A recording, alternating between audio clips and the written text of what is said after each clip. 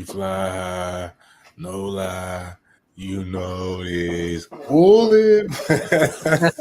And with all that being said, I've decided to continue my athletic and academic career at the Stanford University.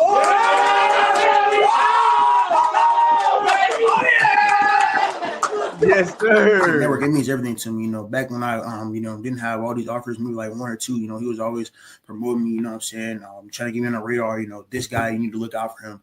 What I'm saying? It really means, the world to me. Big, he's been there, like I said, since I've been small. Always shouting me out and always just trying to put me on, just give me notice more than I really appreciate it, Big. I mean, shoot, I was the new kid. Faison kind of was with the Ducks for a little minute. So my first year, of course, he had all the hype. He was probably by like 6'2" at 12. He was a mutant. I ain't gonna lie to you. He was a mutant. But I mean, from then you could see just the potential he had. I mean, I'm not surprised he's the number one quarterback. If you would have seen him in youth ball, you would have thought he was the number one quarterback in that class back then. So I mean, like going against him kind of like prepared you already for like what high school was. I mean, he looked like a high school quarterback around that time. So I mean, like trash talking with him. He's more quiet though. I will say that he don't talk that much trash. But I mean, like trash talking with him, going out there and hitting drills with Faison. I mean, that kind of like just builds you ready. I mean, hopefully I play against him at college. I would love it. As y'all know, this is the Sizzling News Podcast.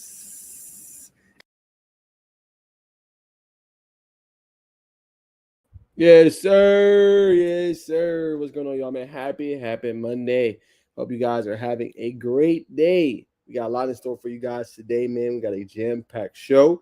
Appreciate everybody tuning in, man. We're going to be talking about Colorado Buffs a little bit.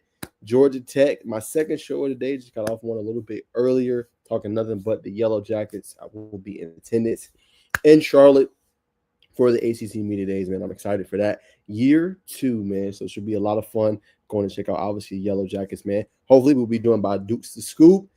National insider, man. I call him a mentor. Somebody that's definitely been, instrumental and big in terms of my growth, as a journalist, commentator, all that good stuff, man. So hopefully we'll have him on the show. Talk nothing but the Buffs. Give you guys an early preview, of obviously Georgia Tech versus Colorado. And who knows, we may pop on his podcast and talk about the Georgia Tech perspective with all those Buff fans as well, man. Just trying to give y'all something different.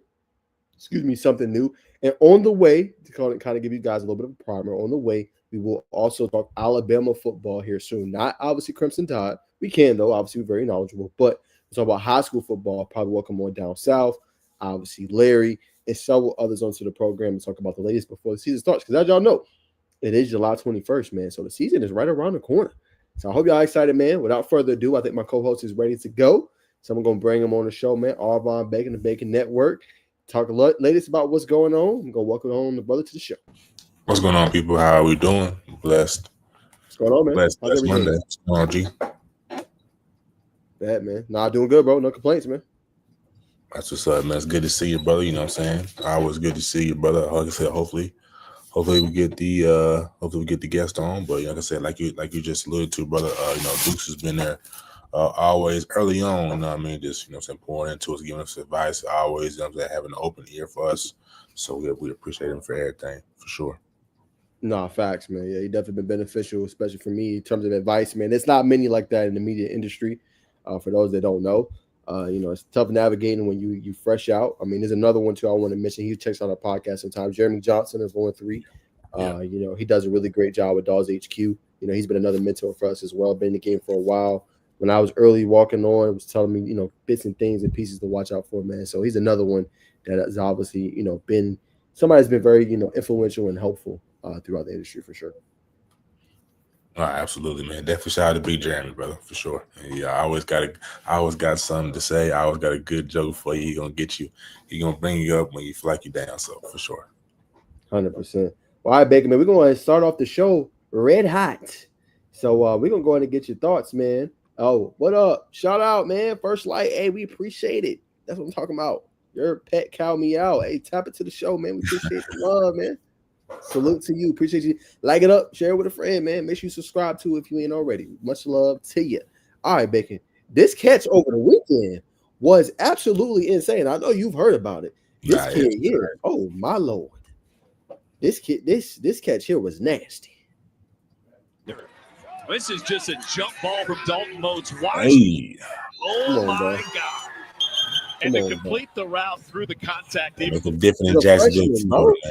man. that is truly unbelievable. One-hander. I mean, what's just your reaction to that, bro? Because that was crazy, bro. I've never seen nothing like that. Like he jumped through the defender and still just like mossed over him to catch the ball. I've never seen nothing like that, bro. Man, initial reaction is just wow, bro. How do you do that? I mean, obviously, kids got to have massive hands, but like when I first saw it, I had to watch it like at least 5 times to really grasp it. But that was crazy. Catch of the year early on, early year candidate for catch of the year. Yeah, man. I mean, honestly, it is, and obviously he's going national now. So he was on Pat McAfee's show in terms of just obviously the tweet from Hayes.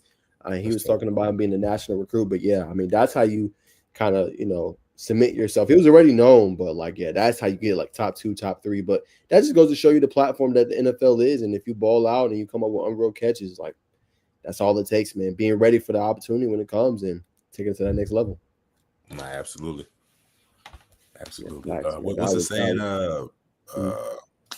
Preparation. You know what I'm saying? I can't remember what it is. Basically, it's like like you just said, being prepared for your opportunity. When preparation meets opportunity, something like that. Yeah, when preparation meets opportunity equals success. Yeah, that's it. Yeah, facts, man, facts.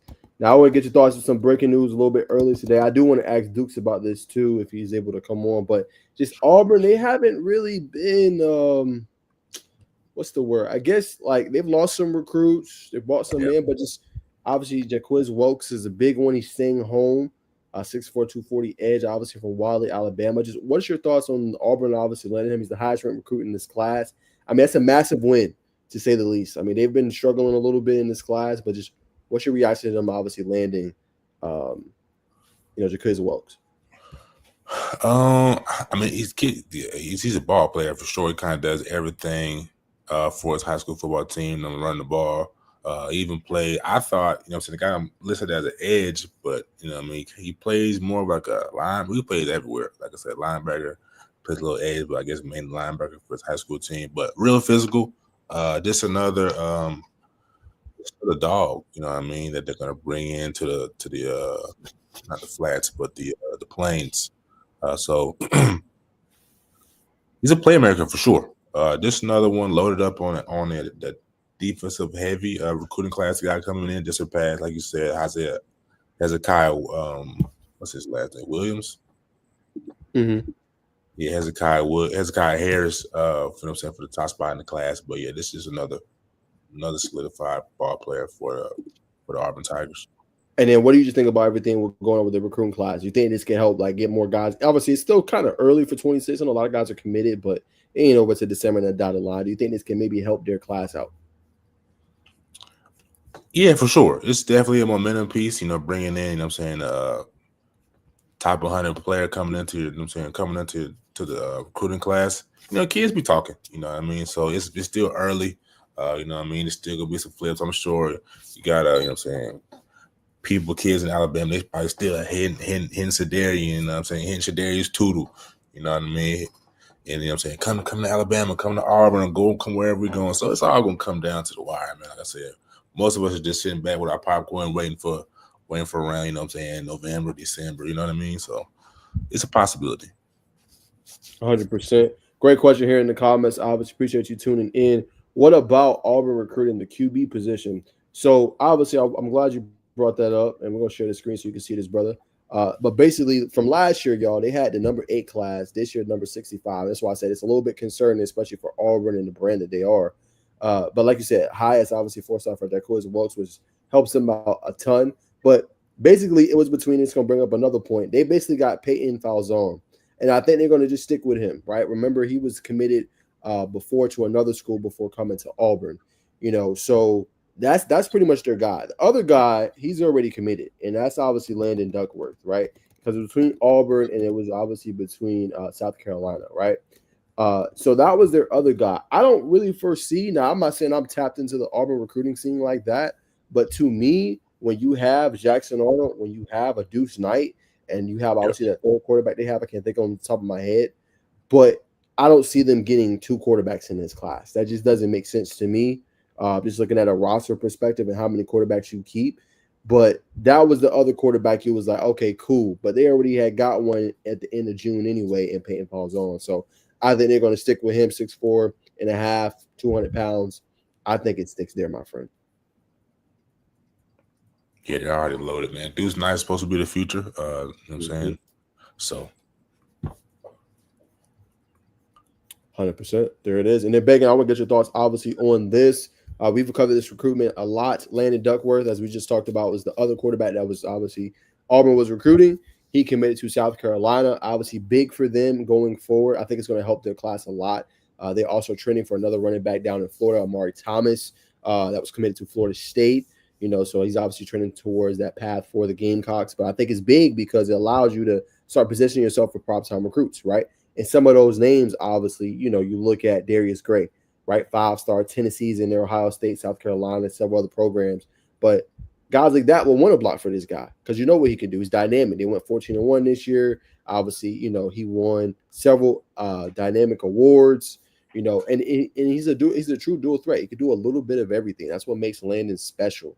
So I think it's big for them moving forward because obviously after this year, if he has the type of year we think he's going to have, Bacon, and Lenore Sellers, he's probably going to go off to the league. You got Prentice Aaron Nolan, right? You got another quarterback. And then you obviously got Duckworth. Duckworth's in prime position to me to compete for a starting job. Compared to Auburn, probably going to sit depending on what happens. yeah, so I guess the question is he? What's your thoughts about the move to commit to South Carolina again? Yeah, it's a good move. It's a good move. I mean, it all comes back full circle where it started. Like this, just like we talked about the Auburn situation, about them picking up some more steam. We see it all the time. Kids that commit early, they want to see. Everybody wants to see how it feels to be recruited. You know what I'm saying, for a period of time. You only get to be a kid once. So I think it's a good move. You know what I mean. We're gonna lean to seniority, I guess, but we'll see what the quarterback battle does. You know what I'm saying? If Aaron Nolan comes in, starts next year, granted, Lenore Sellers goes to the NFL. I think he'll be a senior next year.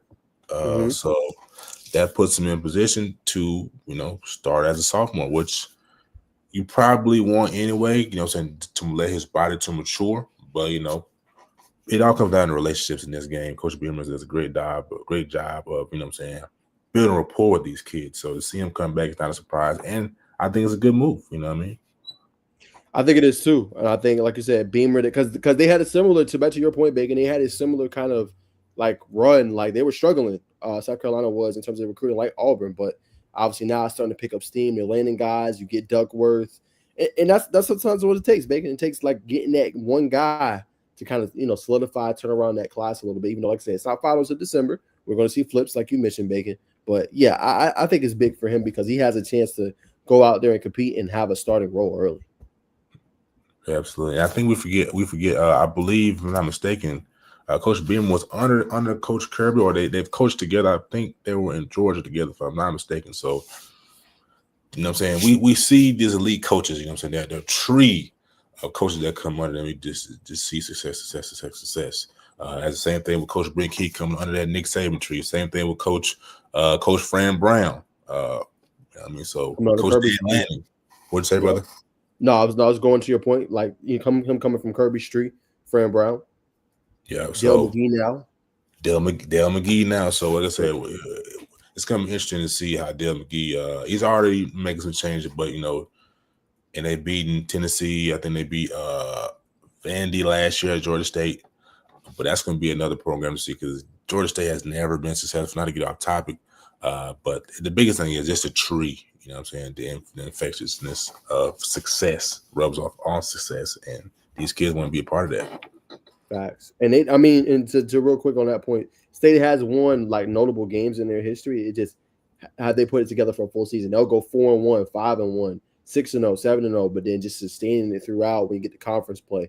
That's kind of the thing they've been missing. It's kind Looking like a true alumni. Hey man, I know my Georgia State roots, man. They get the big dubs. It's just sustaining it through conference play. That's the biggest thing, man.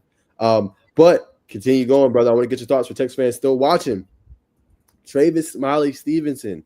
He is recruiting, yo. And I like it. Like I said, this is how you build an elite class and you start being able to build it tough. You see Bacon obviously smiling like this is what you do. And he's already out recruiting, right? This is a top end tight end / receiver. George Lamons, who was committed to Texas A&M. He is decommitted. Opened back up his office recruitment. He was committed to them since April. And like I said, it makes sense, man. You commit so early.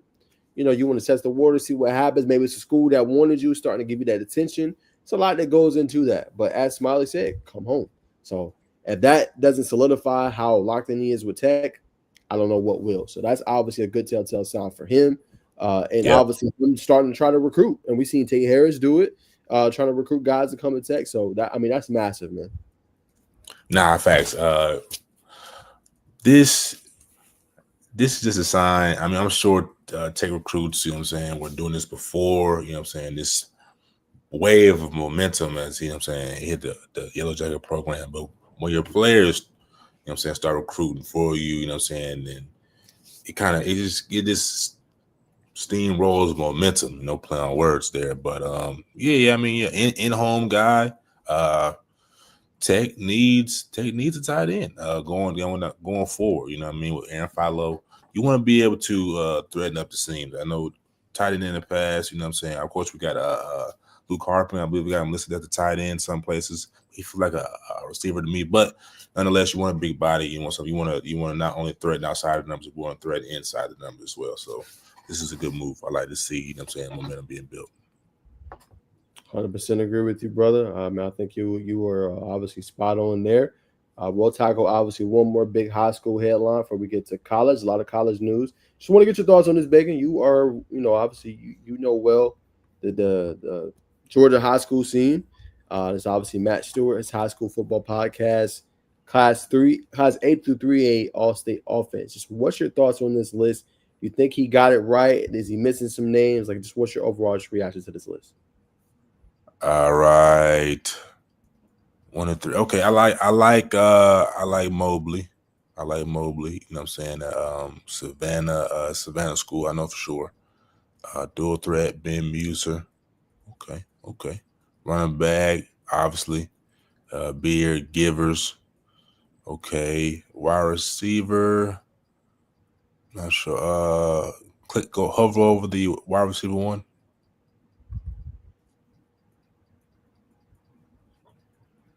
All right, for sure. Not familiar with that young man. Not familiar with Keon Standifer? It's a dog. Not right now. Not the name doesn't ring my bell. It's a dude, bro. You'll know his name soon. All right. Rhodes. Bryce.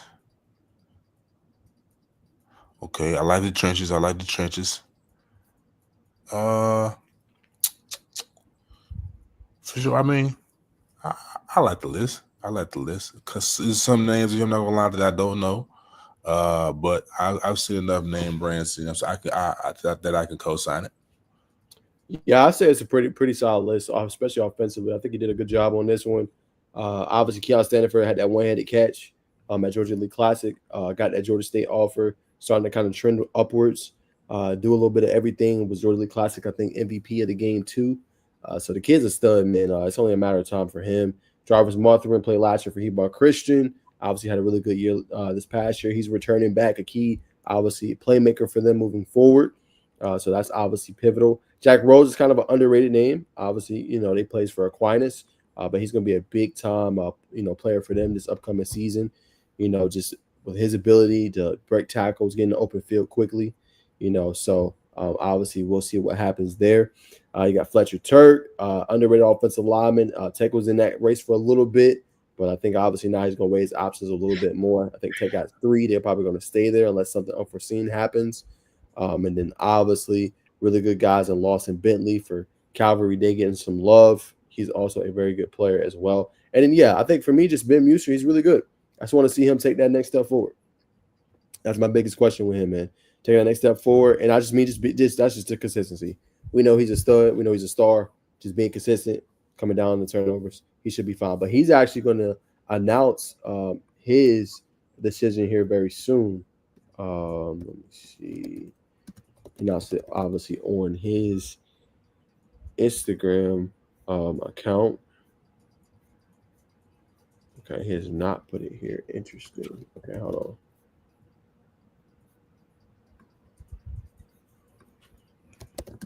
Okay, I see the image in the background. That's nice, nice touch. Hmm. All right, but here's his top four as he announced, obviously with CFB all B. Final four: Cincinnati, Virginia Tech, Vanderbilt, Purdue. So really interesting to see. Surprising he's doing this so early, in my humble opinion, because I think with a guy like him, he has a monster season. I think you can see even more. Like he's already had offers. I think you can see even more offers come his way. So this one's gonna be interesting to keep an eye on. I don't feel like it's done, even though he's gonna commit. And obviously, I think it said August or July 31st. I think Yeah, the commitment is. I don't think he's done. That's just my personal opinion. that's a good point. I would say it's interesting to see. Well, it's not interesting, but it reinforces that Cincinnati has got some type of insider, you know what I'm saying, in the state of Georgia, because they've been hitting the state of Georgia very hard. But I would also say that these kids, not to say that I'm busy in that category, but some of these kids, you want to go ahead and lock in that commitment early, you know what I'm saying? We all know how it is these days in the landscape of going from high school to college. But to your point, I do think, you know what I'm saying, the door could be kicked back open. We say get some more, you know what I'm saying, P4 offers to come in. Why not? You know what I'm saying? We can go up the chain. 100%. I agree with you. Definitely, can see more coming in. I think it's going to be a process, but I think he should be just fine, man. And I think he should be able to obviously figure it out. But we'll obviously see what happens there, to say the least, Bacon. But 100% obviously agree with you. But let's go to college football. It's been some crazy things going on today. I got a video I'm going to do later for the fans, man. But we got some tech questions in here. So Savion Riley has to start, right? He's a senior. Not necessarily. There is no seniority when it comes to Tech. You know what I'm saying? Tech is going to play the best 11 on the field. Should he have a bigger role? For sure. But I think Tech is going to play the best players. Now, I can't say too much because I haven't become, well, you guys probably see me as an insider, but I haven't gotten to the level to where I've been at fall camp and I can see and evaluate how the coaches are talking, how they're playing, seeing a little bit of practice yet. I do plan to do that a little bit more this season. But to me, on the outside looking in, I don't know. I feel like that spot is kind of up for grabs, especially that nickel spot for the Yellow Jackets. I think it's going to be a competition. That's just my personal opinion. Again, I don't have any insight to that. I'm still learning the team, getting into the team, but that's just my part. I don't know. I think Savion will be a solid for sure. For sure. It's going to be a lot of depth in the secondary. You know what I mean? Where do you want to start, particularly on this depth in that secondary? Mm-hmm.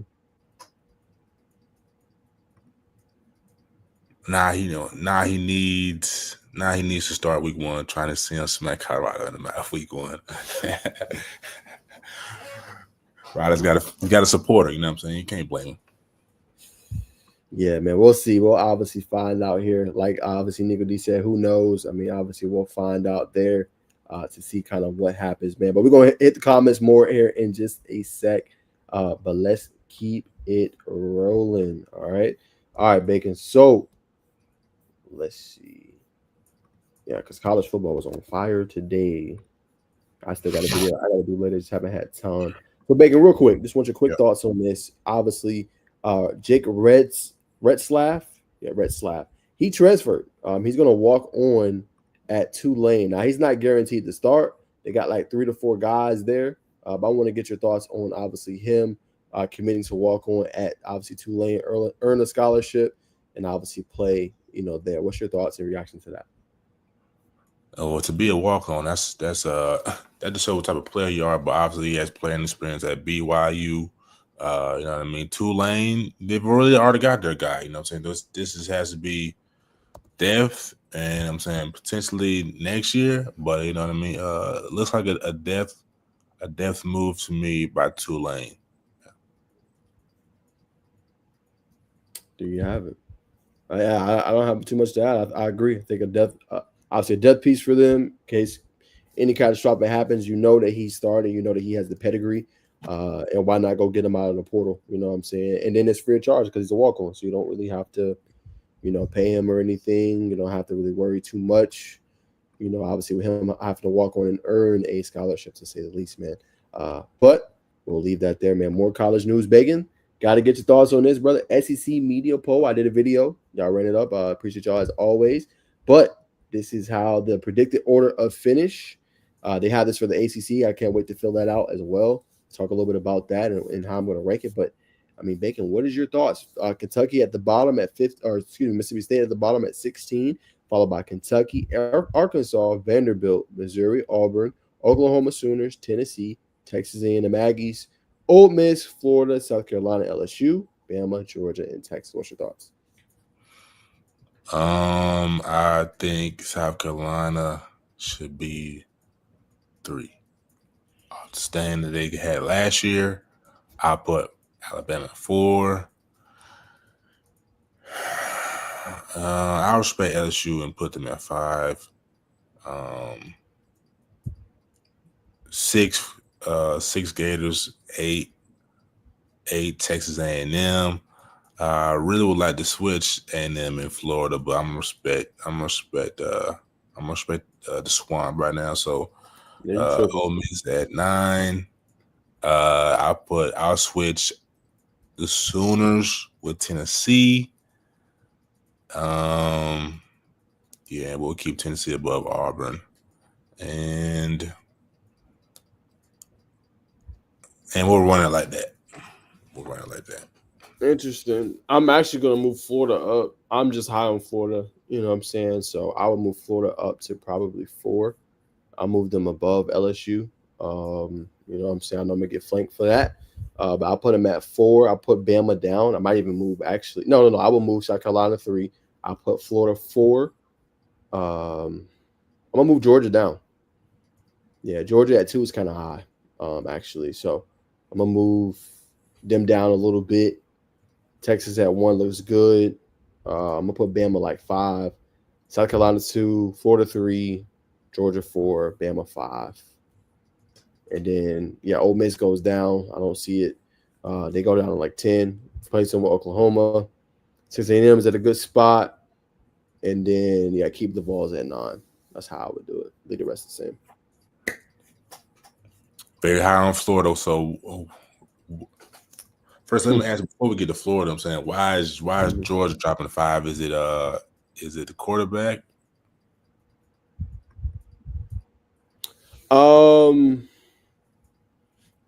That's part of the reason. It's not that I don't believe in him. I think he's really good. I haven't seen a full body of work. And I know everybody's like, well, how are you going to keep Texas 1 and you seen a full body of work? I feel like Arch, there's more there. I feel like Gunner, there's kind of a ceiling to me. I feel like it's unlimited with Arch. I feel like there's a ceiling there. The weaponry they got is really good. When I say they're 5, that doesn't mean they're not going to be a good team. I just think the SEC is going to be more potent this year. To be humbly and to be honest, I know everybody's high on the Big Ten and I think the SEC is going to have a lot of parity this year. You see a lot more upsets. I think Georgia's going to fall a couple times to like some top end teams. Like for example, when they play Florida, I think Florida's going to give it to them. I do. Fully healthy. I think Florida's going to be ready to go. They got the talent, the recruit in the portal. I think that's a game you're going to see Florida turn the tide, right? I just think some of those rivalries that Georgia's been dominating, I think you'll start to see like the turn of the page a little bit. You know what I'm saying? Because they got to still play. They got to play Bama. They got to play Texas. They got to play Florida. Like, you know what I'm saying? They got to go to Tennessee. Like, those games seem easy in theory, but they're not. You know what I'm saying? So that's why I take them down a little bit. When you say give it to Georgia, what are you saying? Like you ever seen a team just come out and hit you in the mouth? It's like 14-0, 14-3 halftime. halftime. Like I see Florida going into that game not scared. Like, okay, like y'all been winning this rivalry, y'all been hitting us in the mouth. Okay, we finna punch back. That's it. That's all I mean. That doesn't mean that, like I said, Georgia's not going to suck. Georgia's going to be a good team, but I'm saying that I think some of these rivalries they've been dominating these teams that had enough, and they're going to pack the punch to them. And I think Florida's a team this year. A lot of people are sleeping on them. I told her I got them as a contender in the SEC. I got them making the college football playoff, despite them having a strenuous schedule.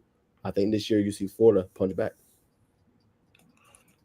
Yeah, I agree. I mean, I understand. I guess, you know what I'm saying, I'm gonna lean to the national media side with like this is all ammunition for Kirby Smart. You know what I'm saying? I think it's gonna be. He's already a good X and O's coach. I think it's gonna stand from this year. I'm not saying they're gonna go undefeated. I think they could possibly lose two games this year. 2 games this year. Probably that Texas game, and then whichever one. But they got some receivers on the outside. They got a couple backs. The defense should be fine. O line should be fine.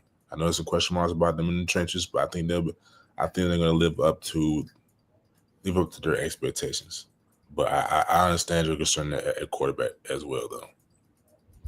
You know, that's just how I see it, man. Just concerned at quarterback worries me a little bit. It got the weaponry though. You know, you got Zachariah Branch, you got, you know what I'm saying, Noah Thomas, you got a top 2025 class, you got Jacoby White, right? You got the pieces to be successful. Just can you do it? Yeah. I mean, like I said, this year's college football is gonna have so much parity to it. It's gonna be like a must-see, a string of must-see games every Saturday, every Friday, whatever the case may be. But yeah, so I'm definitely looking forward to it. I'm gonna be glued to my TV screen every chance that I can, and if I can't do it, I'll be watching the full game highlights whoever provides them for both on YouTube. There you go, man. Love to see it. More headlines, obviously. Bacon. Big Ten media poll came out. Just did a video on that. Just quick thoughts on this, Bacon. All right, Big Ten. Yeah, I saw this earlier. Illinois over Michigan is kind of tough, but after seeing Bryce's performance during the spring game, I kind of understand. This is not bad. Actually, this is not bad. That's what I said. This is not bad. I think they only one that I'm gonna boost up is UCLA because I'm riding with Nico. Maybe like 13. Not too high, but I'm just a little boost morale. But you know what I'm saying? That's what I think. Yeah, I agree. I mean, I'm with you. You know, I think, you know, a lot of people were like, well, Penn State, they're supposed to be good every year, but it's like this got to be the year. This James Franklin, we talked to obviously Alex last week, should be the year they take the step. They got the better overall team than anybody to me. Oregon still got question marks. Obviously, they lost Evan Stewart. You know, they got Decorian Moore, but that's a lot to ask for a true freshman. Now, maybe he emerges, maybe he's that guy, but we don't know yet. You know what I'm saying? Illinois, they should be a formidable team. Got to win some of them tough games down the stretch. Michigan, how much will Bryce Underwood develop? You know, can you go through the ups and downs with him throughout the season? Iowa, can you put up points? Great defense as always. Can you put up points? So, you know, I kind of gave y'all my thoughts earlier, man, but we'll see. And like I said, make or break year for USC. Can't go 7-5 again. Just can't. Nah. Just can't. Cannot do it. But all right, Bacon, I think this is some funny news, so I want to get your thoughts on this, man. It's kind of make me laugh. I got to do a video on it later, obviously. But they applied to get into the Big 12. I mean, shout out to them. And I think that would have been big for their recruiting, obviously big for Antoine Hill. But they paid $200 million, and the reports is obviously up to $250. Made an offer to join the Big 12. Ross Dellinger reports. Then that's massive. Like I said, I'm going to react to this personally, you know, and I think that'd be good for their brand. But as Brent McMurphy said, Big 12 is not interested in adding Memphis, obviously per Brent McMurphy. So they're going to pass on that. Obviously, you got to get entry from the conference that's the ones you in, and then obviously pay the entry fee to get in. But what is your reaction to this? You know, fleeced them boys. That's what it sounded like. And they got fleeced. I like the aggressive move. Memphis has kind of been on that bubble of being a real contender, not just on the field, but in the recruiting space.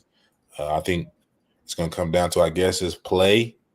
They can be dominant, have a good year this year. They got a marketable face, like you just said, Antoine Hill. So I guess just it's proving that you're supposed to be there by the performance on the field.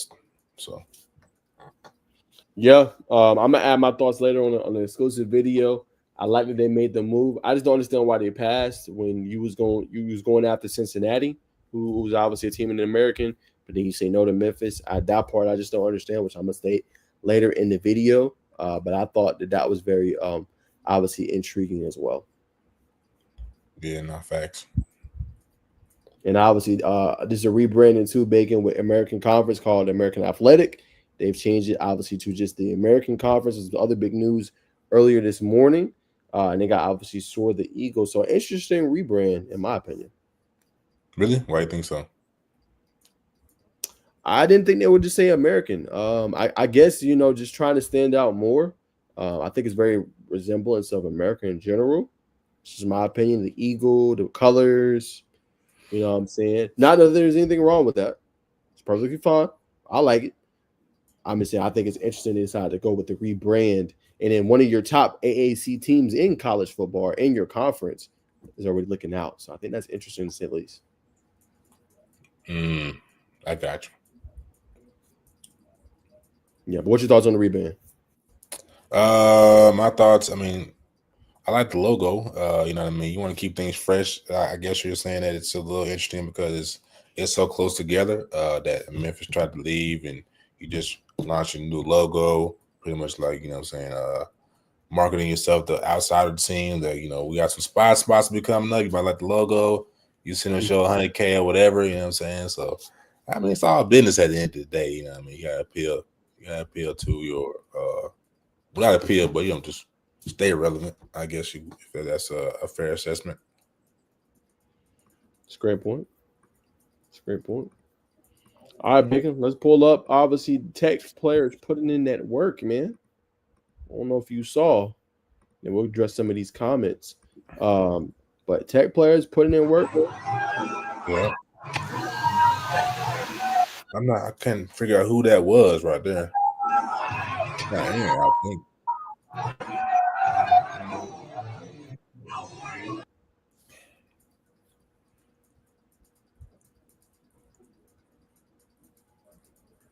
That's a lot of weight, man. 635. A lot of weight.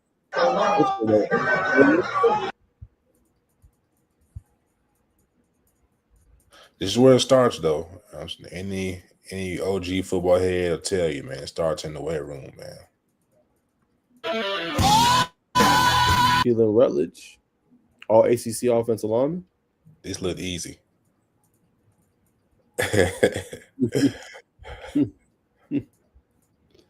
And the true freshman. You know who this is, baby. Oh yeah, this is Tay. Mm-hmm. Yeah, man. Pushing that weight, 500 easy money. So obviously making it look easy. I thought this was interesting. Bacon, I want to get your thoughts on this, but to put things in perspective, here's what the DB room is squatting. That was Will Kiker that started at 635. Bacon, Omar Daniels 600, Tate Harris 500 pounds, Elgin Sessions, outstanding player from obviously up north, 500 pounds, and then Dalen Penton with 425. I mean, your DBs are squatting that. That's a damn lot. But what's your thoughts?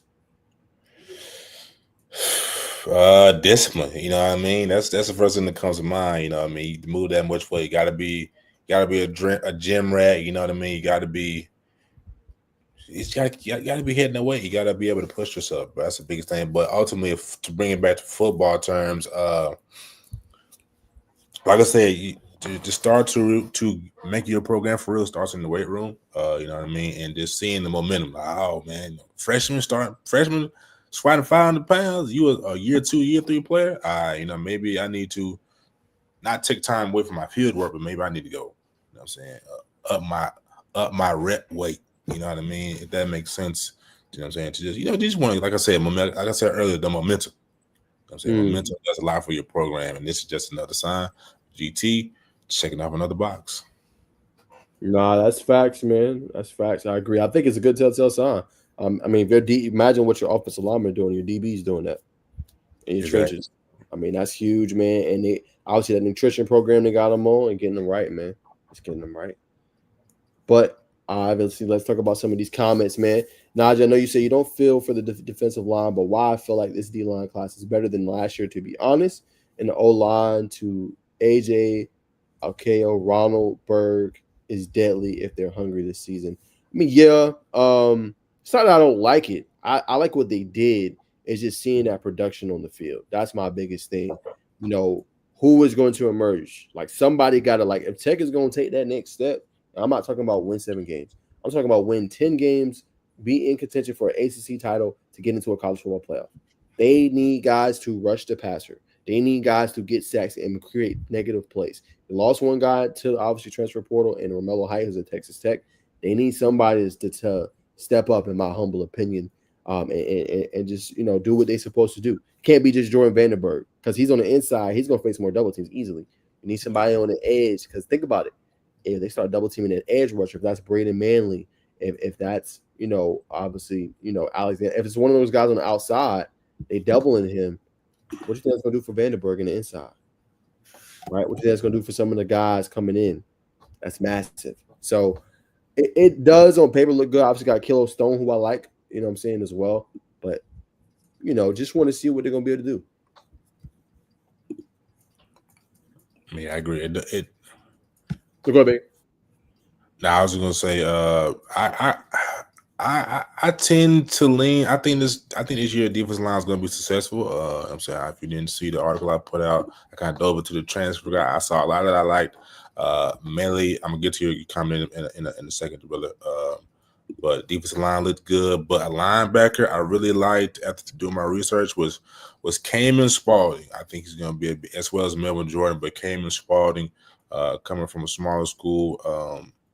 I really liked him. I'm saying a local guy coming from Miller Grove. But yeah, He asked about Spalding. What do you think about him? I like him, man. He just, what I'm saying. He just, what I'm saying, played a lot of snaps. Had a high grade, 76.1, 623 total snaps, 66 tackles, 3 sacks, all from the linebacker position. Very multiple. He's got a real nice get off. I just think he's a playmaker, man. To be honest, I think you can move him around.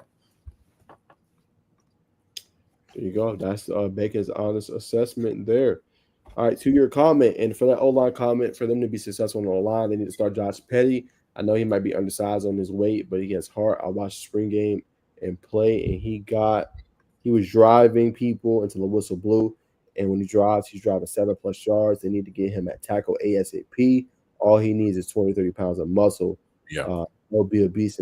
I don't disagree with you. I agree, but it's like, are you going to rush Petty? No. Why would I rush Petty for? Let him develop and be that guy, like, I'm saying, towards the end of the season or sophomore year. I'm saying? They got guys, Will Reed, right? They got guys like Malachi Carney. Now, if they struggle, then you play him, right? But I'm not going to risk his future or risk him starting too early, not being physically ready on a demanding sport, and just have him come in sophomore season and be the starter and ready to go. I don't think that's a bad idea. I like Petty a lot. You know what I'm saying? But it's hard to ask offensive lineman as a freshman to be ready to go, I'm saying, that early on, especially in a major conference like the ACC. And to that point, how do you feel about? I mean, going back to the defensive side of the ball, but what's your thoughts on AJ Hoffler, man? I think he could be great for them. Obviously, I haven't seen too much in terms of just like him playing. Obviously, he didn't play a lot at Clemson, right? So it's just that same kind of thing has potential. What would that mean on the field? That's like my biggest thing. He played at Woodward Academy, so he comes from a great program. Can he crack that rotation? You know what I'm saying? But he has potential to be that rotational piece for them that can contribute and play. Clemson, he probably wasn't going to play this year, But this year he can make a name and play early, and obviously if he can be that guy. And again, it doesn't have to always be sacks. It can be TFLs. It can be pressures. It can be speeding up the quarterback, create negative plays, right? Tip passes. They just need somebody to rush. But I like him. I just haven't seen a lot. I agree. It's like a lot of I say question mark with like 2 pluses, because I think there's upside, offensive line and D line, but defensive line. If you're running like I say 65% blitz type of thing, I think you got the DBs to do it, safeties and the depth in the secondary to do it. I think you could see consistent pass rush from Georgia Tech, but like I said earlier, I definitely don't have the inside scoop. Not at the practices. This is just from evaluating the personnel and using the little football knowledge that I have, you know what I'm saying, to come up with these assumptions. It's good, brother. So, what's good, brother Brensky, man? Appreciate you tapping in, brother. You know what I'm saying? Okay, might have to get you on the show one day, brother. You know what I'm saying? We appreciate that your viewership, though. For sure. Got this one bacon. That was 600 plus. Obviously, Will Kiker, sophomore DB. Obviously, there is that. So that obviously tells you there. Says if H starts, he's going to be on ASS week 3 on, bro. Interesting. Okay, feeling pretty high about him. For sure. Definitely. All right, man. So we gotta keep going with the obviously college news. NIL. We're gonna go back and dip back into Georgia Tech here in a second. But let's talk about obviously this guy right here. You know him well. Obviously, Ryan Williams. You know, what is your thoughts? Obviously, him inking a $2.7 million deal. Ryan Williams signing this deal with Nike. You know, it's a must sign for it's a must sign for Nike. You know, so you want to get him as early as you can. Being at Alabama already, a Nike school. You know what I'm saying? It was just that seamless. You know, Nike, you know, we hear a lot of noise about people not that Nike has lost some of its luster, which it probably has, but Nike is still the premier brand in sportswear apparel. You know what I'm saying? Ryan Williams to be a potential Ryan Williams to be a future poster child for them. You know what I mean? It's seamless. I think it's gonna be big time. Kids like him. You know what I'm saying? Doing the nail polish thing. So it's big. And kudos to him for real. For somebody who's supposed to be a senior this year, senior freshman this year. That just shows what type of athlete he is and the type of star he's gonna be. You know what I'm saying, here on out. Agree with you, brother. 100%, man. You're right. Yeah, I mean, I think it's big for him. Just continue to, you know, get himself in the limelight. Obviously, you know, getting that NIL, getting obviously sponsored by Nike. That's not, and how I look at it, it's not just a relationship now, it's a relationship in the future too. You know what I'm saying? When he goes off to the league and obviously and things like that. So getting it done now early, which is obviously great with the NIL because it allows you to get these type of deals done early, and that could be lifetime contracts. Seeing it similar with Caitlin Clark, or obviously getting a long deal with obviously Nike. It goes well, obviously, what they're trying to do. I agree, but too. So, and to bring it all back with the NIL thing, will we see more of this in college? And if we do, again, will the younger athlete, will the college athlete mindset, will it work long term? Will we see some people fizzle out because I got this money, I want to go do this? You know what I mean? I'm going to invest in this, and I'm gonna have $800 billion. So, what's your thoughts on this playing long term for brands attaching their names to or signing these athletes so early? I love it. I'm glad you brought that up. Actually, I want to get your take. Hold on. Yeah, you good. Trying to find it.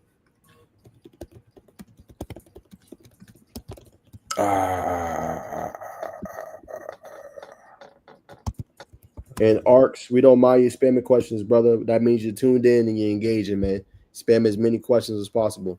You know what I'm saying? We appreciate you always tuning in, man. For real. We're going to answer yours in a second. Facts. He said.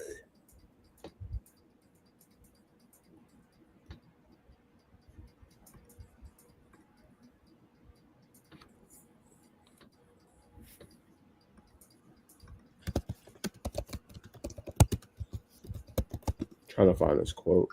Might have a surprise guest, brother. Right now? Nah, not right now. I'm gonna parlay it for a good time. It's a young man, Donovan Martin. Yeah. Oh yeah, I'll talk to him. He's good.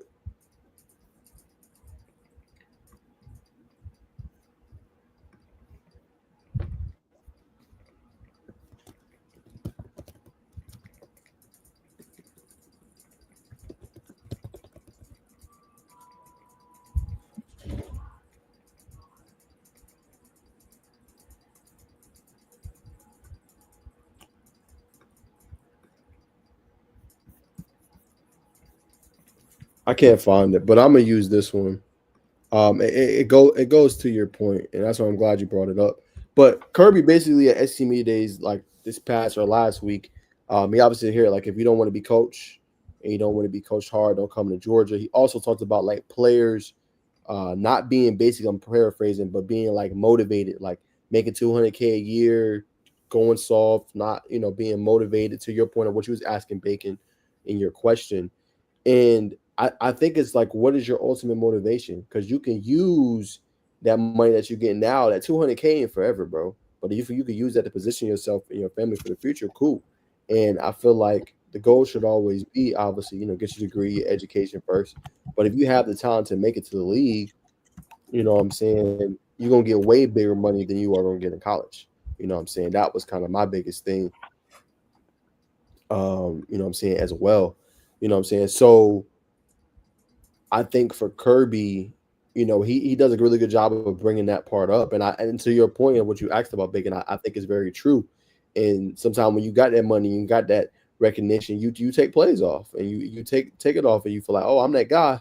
I ain't got to worry. You don't want to put in that work. And I think it's going to be tough. And I think that's when brands you're going to see like, hey, we can terminate this contract so-and-so if you don't uphold this. And that's what they got to start doing with the contracts with the players. Like, you got to uphold a certain standard to continue to receive this money. If not, they're just going to be entitled like, oh, I deserve it. Like, no, you don't deserve nothing. You earned it, but you keep working. You going hard is what allows you to earn it. That's exactly what you got to do. You see, like I was listening to, who was it? It was a Matt Barnes or Steven Jackson, somebody in the basketball space. Oh no, it was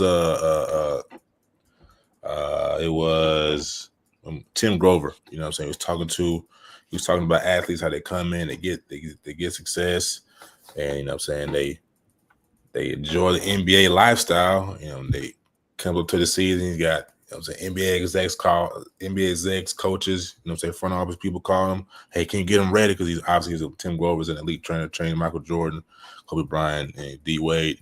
But there has to be protocols, consequences, and repercussions.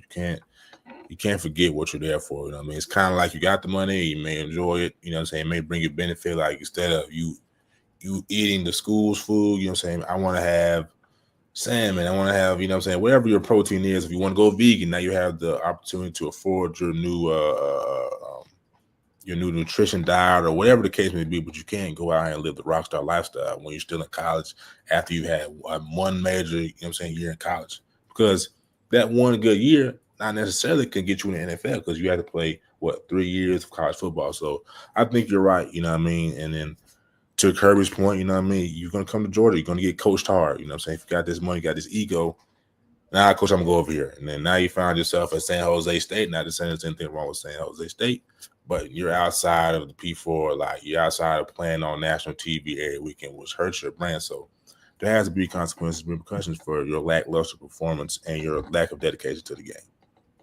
I'll disagree. I think you summed it up perfectly. And honestly, I agree with you. I mean, it has to be consequences, for being lackluster. Like, you're not going to just because you're making the money, like, nah, bro, that's not how that goes. You know what I'm saying? So I agree with you.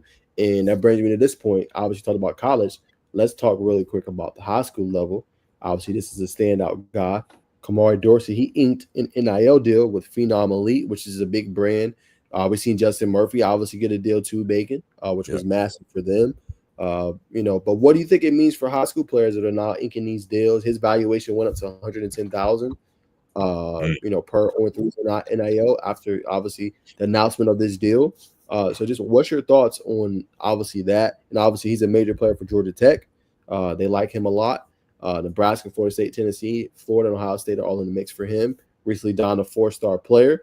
And we know what Phenom is. We've worked with the brand. We know Nathan Dorton.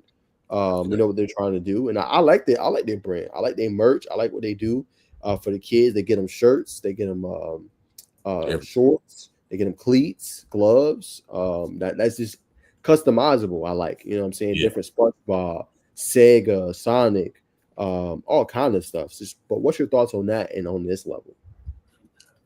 So first, brother, you know what I'm saying, when we can't ignore according to Score Atlanta's Nigel Wilkins. So definitely kudos to you, for breaking news on that. But I mean, as of right now, I know They may be getting some money under the table, but it's not going to be big bucks. You know what I mean? Where they're getting money right now where they can afford to buy the team or the offensive line or whatever position group they want, buy them whatever food, you know what I'm saying, or afford them some free gear, but it's not lifestyle really changing money for these kids right now. At least as far as I know. But I like to see it. This is just an introduction, and so obviously it's good for an emerging brand like Phenom. I really like what they do. Their brand it shows that they incorporate science. Obviously, they have quantum cleats on the merch, but I think this is good for it's good. You know, the athletes that are future stars. It kind of gets them acclimated. You know what I'm saying, to the lifestyle. So hopefully when you get, which I doubt for probably like most of them, when you get to when you get to college and the real money starts coming in, it could be a little more disciplined, but it all comes down to the household you're in and yada. Don't want to get too deep, but I mean, we've been seeing this for some time now, though.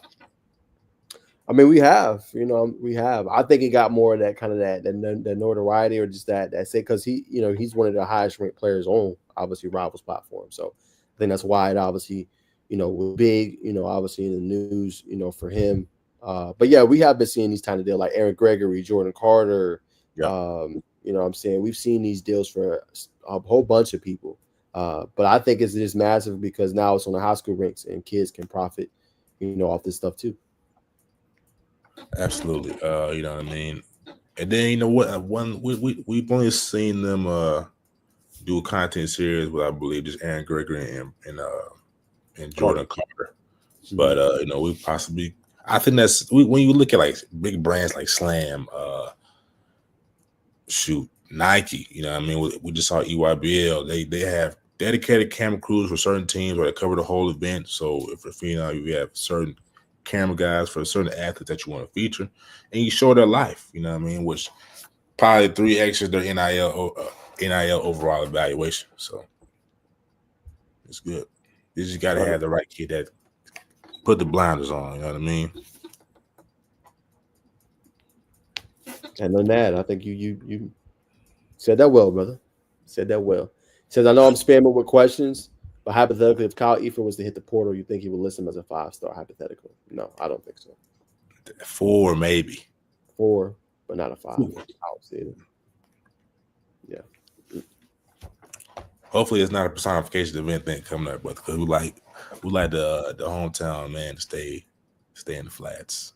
For sure. I think he's towards I think he might got one more year. I think. Might got one more after this one, but I think he's towards the end. Yeah. Okay, here we go. We got a good question here. What do you think of our D-line depth? I think it's there, to be honest, when it comes to tech. I think you got plenty. You got young freshmen. You know what I'm saying? You got guys you got in the portal that can come in and help you out. I think the depth there is good. Like I said, they just don't have that star pass rusher. That's it. I think that's just what but the depth is there, bro. You look at Matthew, you look at Christian Garrett, you obviously look at Kilo Stone. They have plenty of depth at that position. It's just not as senior laden as in years past, but it's good veteran players in there that's hungry and want to play. I think the depth is good in my humble opinion. Yeah, true. I think a potential star is Braden Manley, potential star pass rusher. I think everybody knows that by now. But I really think he's going to be that guy that comes in and gets 6 to 8. So, but that's what they need. That's what they need. Somebody like that, and everybody in. I think a Kilo Stone could come in, get 2, 3. Spalding come in 1, 2. You know what I mean? So and then we know what Vandenberg is going to do. He's going to cut loose and get you 3 to 4. You know what I'm saying? Even fighting through the double team. So, like I said, sense of blitz. Don't be. If I'm GT, like I said, I don't have any insight. But for Georgia Tech, I think we should maybe try to blitz heavy on some teams, bring them off the edge, running stunts. But the depth is there for sure. To answer your question, 100% agree. I think they got everything they need. Like I said, just taking the next step, man. Taking the next step. Obviously, having early contributors, and we'll obviously see what happens, man. But it should be good. Yeah, it should. It should be. They definitely can have. I think top. You think they can have a top 5 defensive unit in the ACC? Ooh. It's possible. Top 10 is a We'll safer see. bet. We'll see. Yeah, top 10. You're gonna need some guys to break out though. I mean, if the top 5 is gonna happen, guys got to break out. Yeah. It cannot be if it's last year. No, Well, they surrendered with 300 a game last year, offensive yards. I think so. But their run defense was good. They just couldn't get to the quarterback. You know what I'm saying? Now, there were some games they did their thing. Like Romello Height was helping, Jordan Vanderberg. But outside of them two, Yeah. you know, Yandra was doing good with the pass deflections and stuff like that. But nah, not really. Yeah, facts. I think that's facts. Yeah. So we'll see, man. I'm what's our score prediction for Clemson? Oh, we've never asked this one before. Is it in Death Valley or is it in Atlanta? I think It's in Death Atlanta. Valley. It's in Atlanta. Okay, that changes a lot. I'm gonna defer to you first, brother. Yeah, I'll say I'm gonna go upset. It's still early. I don't want to go too in depth, but early upset of the season.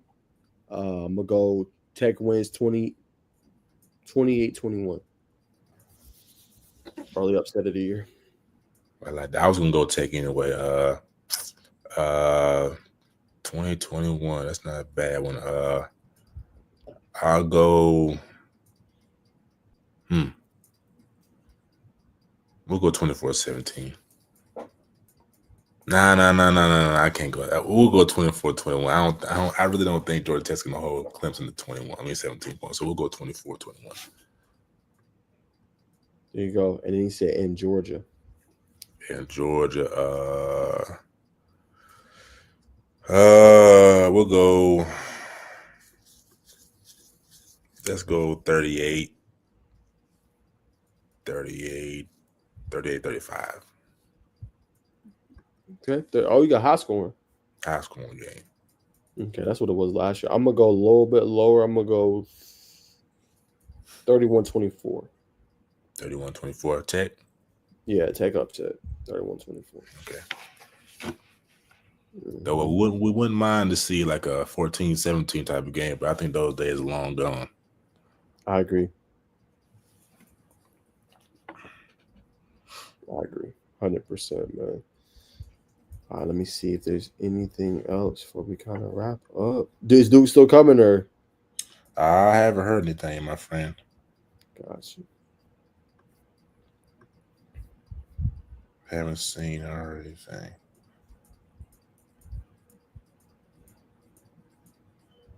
Gotcha. Might be busy, man. Yeah, for sure. For sure. Let me see. Need to be top team so we can get up there. These stay sleeping. Nah, for real, 100%. I mean, I agree. I have heard nothing but praise for Triplet and Manley. So where is the pass rush questions? I mean, there's gonna be questions, obviously. I mean, you hear good things, bro. That's like hearing good things in practice, but it don't translate to the field. Happens all the time, right? It looks good in theory, you know what I'm saying? But me, I like to play a little bit of devil's advocate. Like, that sounds good. Looks good in practice. We're going to see the production on the field, right? It's the same thing when we see good, players get overhyped. Oh, man, he's the second coming of this, or he's turning it up in practice and doing this. Again, that's practice, right? How will it be in the game? I like Manley, though. Manley's probably one of my favorite players. You know what I'm saying? On Tech, just to watch him defensively. But is it going to translate on Saturdays? Yeah, I mean, Triplet. What's the name of the school? UTSA. I know they're the Road Runners. They're an emerging team in college football. They've had decent. They played pretty decent last year. I believe he comes out as their highest rated defensive player. Not playing powerful competition all the time, but to be a marquee name coming off one of a budding or a team in college football that has momentum. It had multiple sacks last year. That's a good sign. So it's safe bet to be bullish on them. But to Najee's point, you definitely want to see it. You want to see it under the lights. You know what I'm saying? They're going to Colorado week 1. It's different when there's pressure, eyes, cameras is flashing, fans is booing you, possibly throwing stuff at you. If you could do it if you could do it in prime time, you can do it anywhere. But let's do it in prime time. Nah, facts. I agree with you.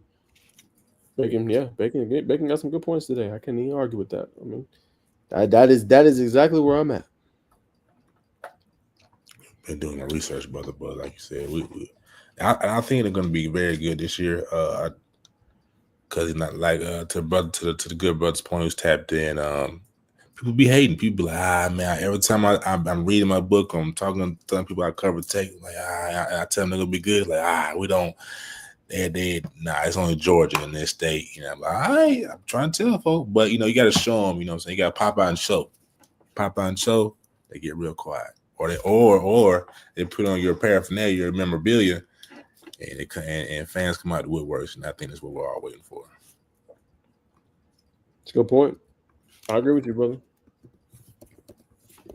I agree. Trying to just find like a couple more to wrap us up. Just any topics I see, unless you've seen some.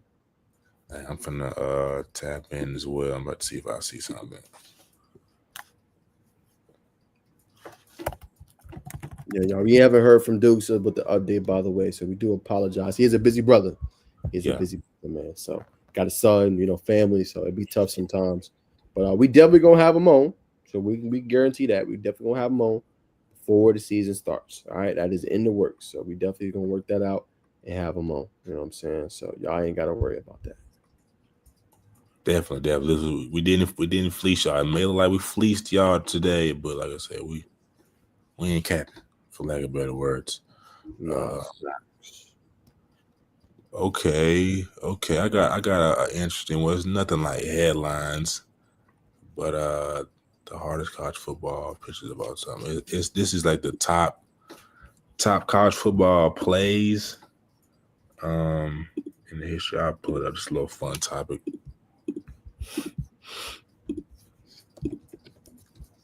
We got top 25 players since 2000. Obviously, it still got the kick number one. We all remember that one. Boise State, Tricker Station, Invincible, Vince Young, Tua's Toss, the Horror, don't remember that one. Prayer at that was man, I'll never forget that one. Off the local man, the other local guy, Trey Matthews, Superman. So when you see this Reggie in the Fog, another legendary moment, the jump past Tim Tebow. This is actually a pretty good list. Lamar Leap, I think the Cam. So when you look at this list, brother, what stands out to you? You know what I'm saying, which one brought you the most joy watching these games or seeing the highlight? Definitely that Texas one. That was an insane kind of a game going up against USC. USC was highly favored. So like that one was crazy. I got to go kick six. I remember watching that live. That was a wild game, bro. Alabama, they expected to go to overtime. We were turning it all the way back. And you just never forget. Auburn's going to win the football game. So like that one's classic. I mean, nothing really beats that moment. That is forever historic, in my humble opinion. The Reed one, I never got a chance to see, or the 8 lap, I was too young, honestly, to be able to see those, to be able to attest to. But I remember seeing that one. The Tua toss, that one was okay. Top four is, yeah. I mean, the prayer at Jordan Hare was crazy. Them doing that against Georgia, I'm not gonna lie, that was kind of wild game, bro. And they was lose, like Georgia dominated the whole game, and then they made that little run late. And the fact that they was able to complete that was insane. So for sure, yeah, I would say those are memorable. And then that was underrated. That Lamar hurdle 25 is low for me. That should be a little bit higher. That's kind of low. That was a historic moment, bro. Facts. I'm here, I'm him. I'm here, I'm him. That's the Heisman moment. That's the Heisman moment for him. I say that one and the Jadeveon Clowney one should be higher. Yes. Yeah, because they got robbed, and then he just screw that. I'm gonna get this ball back anyway. Yeah, that was a story moment too. And maybe the jump pass, man. People say a lot about Tim Tebow, but those Tim Tebow days in college football, man. Peak college football entertainment. Him, Cam Newton. I think Cam Newton's underrated. They need to give him more respect on the NFL, but definitely the college football level.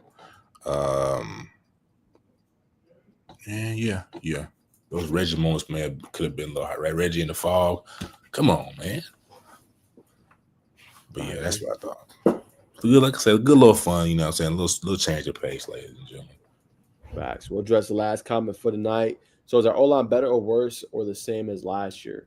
TBD for me, only because last year they had so many great veterans that came in. Keelan Rutledge obviously comes back. Corey Williams left and went obviously to Arkansas. You know, going to be dependent on more transfer portal guys starring in the worlds of Ethan McKinney. You know, you do get Joe Fusau, who's experienced, so that helps. And you got a lot of good young thoroughbred young players. So it's younger. You know, is it better or worse? It's tough to say. It's tough because that whole line last year, y'all, was good. They gave up like maybe 2 or 3 sacks the whole year. That's not heard of, bro.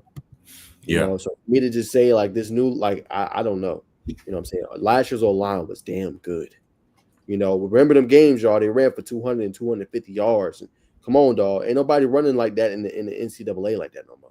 You know what I'm saying? So I feel what y'all saying, but at the same time, I feel like last year's offensive line was good. So it's hard for me to say, oh, this new line with transfers is gonna be. I don't know, bro. Last year O-line was tough. Yeah, I mean we're gonna be bullish. We're gonna hope it's bullish. I just like to, before I make my assessment. I mean, on paper, I think it's gonna be better than last year. But yeah, like I said, till I see, I like to see it. But but also, you know, we got a former Yellow Jackets now with the Falcons. You know what I'm saying? I had to put that out there in the atmosphere.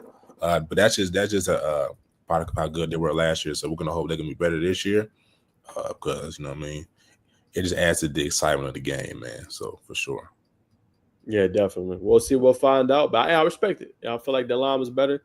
Gonna be better this year. I mean, we'll see, man. It's hard to say for me. But look, all the Tech fans, man, your Pat, Cat, Meow, Arcs, WTF, man. We always appreciate y'all tuning in. And just remember, like I said, we want to get y'all take. We want y'all opinions, man. We want these questions like how y'all was sending it. Nico D was also tuning to the show today as well, man. So remember, man, we live every single Monday. All right, same time, 6:30, 6:45. You know what I'm saying? So make sure y'all tune in, man. We want to get your thoughts and your comments. We want to engage with y'all as much as possible. You know what I'm saying? So please, if you have questions before the show, y'all know our accounts at Najee Wilk at Bacon Network on all platforms. Y'all hit us up, man. We want to definitely appease y'all. Like I said, we'll have a college football recruiting show this year on Saturdays, man. Like I said, we'll kick it off, you know, probably after the 8 o'clock games. You know what I'm saying? Which will be probably around like 10, 11. After that, we're going to do an hour, and it's wraps. All right, we're not doing 1 p.m. and 1 a.m., 2 a.m. We're going to do right after the game is over. It's going to be 11, 11:30. We're going to recap the whole full day of action, hour, no more than an hour and a half, and do it like that for y'all. So definitely tune into that. We'll be announcing those as well. That'll be a lot of fun, man. But, Bacon, you got anything else before we wrap it up? Go Jackets. They think you're a Colorado fan. They do think I'm a Colorado fan, but I mean, like I said, I cover the Jackets, and I'm gonna always keep it real, man. I just think, you know what I'm saying, as viewers, even as media members, we fall victim to listening to the national media lullabies every year. Colorado this, question mark on them, but year after year they keep bringing in these blue chips. Like, oh man, I really like Julian Lewis. I hope he comes to our school. Well, guess where he's at? Colorado. You know what I mean? Guess where Caden Salters is at? Colorado. Had video game numbers last year, so that squad in Boulder, when they go up there, it's gonna be a tough game, man. That's all I'm saying. But go Jackets. Yeah, they're gonna have to be ready. A lot of people gonna sleep on them, but like I said, Colorado gonna be a team. You know what I'm saying? To continue to watch. And like I said, if Deion go and he win 8, 9 games, y'all gotta give that man his respect. Because y'all saying, oh, he can only win with generational talents and his son. And all right, he go in there and have a good year in the Big 12. You're gonna have to give that man his respect. He know what he's doing. Something else you could say at that point. He's just a good damn coach. Watch it behind the scenes. That's all I got to say. When it's all on YouTube. Well off media. They do a great job of showing what they got going on, man. Facts. And while we're there, let's go ahead and pause up somebody real quick before we close out the show. Not just Well Off Media, man. Y'all tap in, man. One of the hottest channels on YouTube, man. We got a ton of respect for him, man. Like I said, he's supposed to join the show today, but we want to pub his channel. Like I said, we're going to have him on, y'all. Just, stuff happens, man. You know what I'm saying? People get busy. People got lives and stuff. But, man, one of the best channels everybody should tune into, especially not just Colorado. You know what I'm saying? Like, he covers it all, man. But Duke's the Scoop. Nearly 12K subscribers right now, man. He does a whole bunch of great content, man. We got some subscribers, supporters. Like I said, it's not just Colorado. That's why I said national college football host. I really consider him that because he does Auburn. You know what I'm saying? He does recruiting updates, right? He talks about Georgia. You know what I'm saying? He's hitting everything, getting exclusive with the players. Like, he's doing a phenomenal job across the board, man. So, like I said, make sure you guys go check out his content on the tube. He's doing a phenomenal job, man. We're going to have him on the show soon. You never know. He might be on our platform soon, or we might be on his platform soon too, man. So y'all go check out Duke's the Scoop for all your great college football content. Bacon, last comment. Bacon, you tripping, man. It's too much for Colorado to handle on both sides of the ball. Scrubs, man. Sorry. Low. Scrubs, we brother. got to make sure Arcs tune in when we get Dukes, man. Yeah, we need you live in the comments. That's gonna make for great entertainment for the viewers, man. But I hear what you're saying, brother. But Scrubs is OD, man. Scrubs is OD. Watch it behind the scenes. 100%, man. But as y'all know, that's gonna wrap us up for the night, man. Appreciate y'all tuning in, man. This has been another great episode of the Sizzling News Podcast. Always appreciate everybody tuning in, man. We will see y'all on Thursday. A special guest in the building, Jordan Green. We'll have him live Thursday. Just transferred to the Diamond Doves from Newton. So y'all make sure you check out that exclusive episode. We will be tapping in more with OTE for sure. You're going to have the girls circuit as well. I think all the way up to before the school year starts, August 2nd. They're going to have some stuff. So we're going to try to pop out there.